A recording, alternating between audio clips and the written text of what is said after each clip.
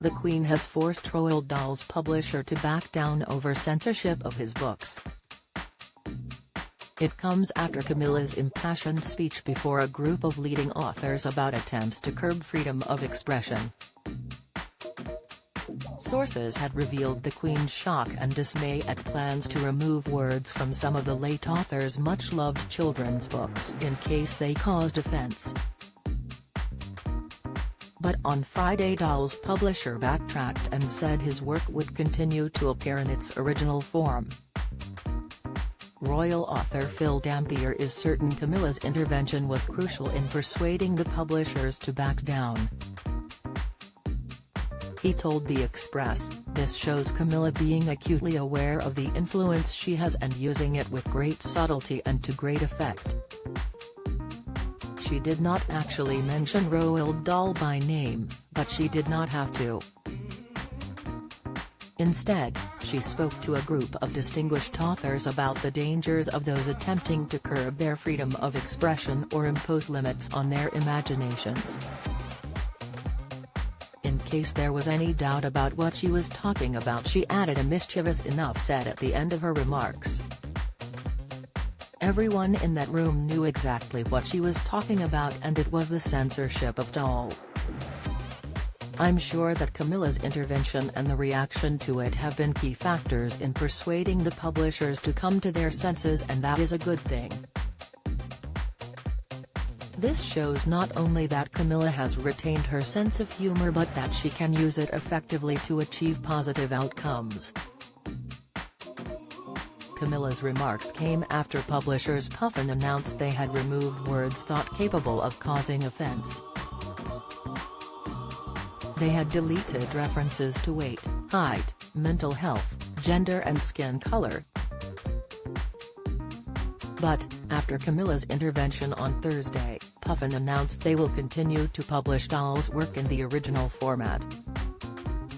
The edited inoffensive versions of his work will still also be published by Puffin.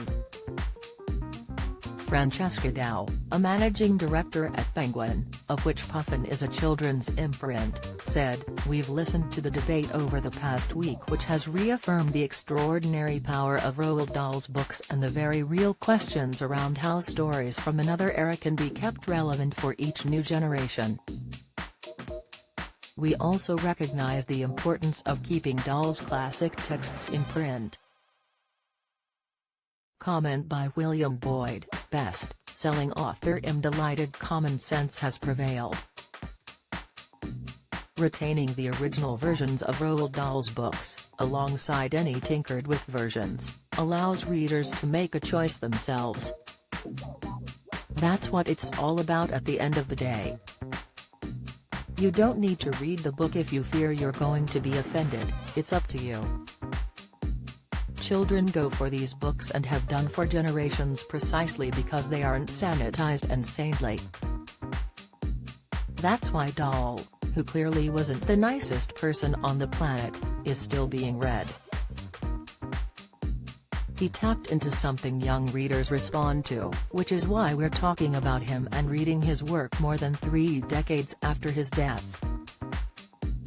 There are plenty of very fine 20th century authors, children's or otherwise, who have fallen into obscurity and out or print fairly soon after their passing. The general consensus with this was that it was going far too far to protect imagined sensitivities. The Queen, a great lover of books, was preaching to the converted when she made her comments to authors, and you couldn't have had a more responsive audience.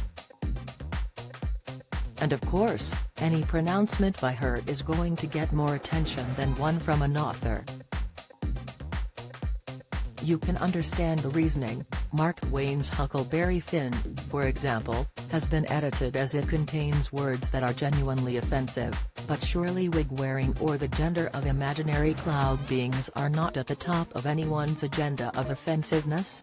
When self-righteous censorship goes beyond a reasonable limit, people will ignore it or push back. This was a wake-up call for publishers. William Boyd's latest novel is the romantic,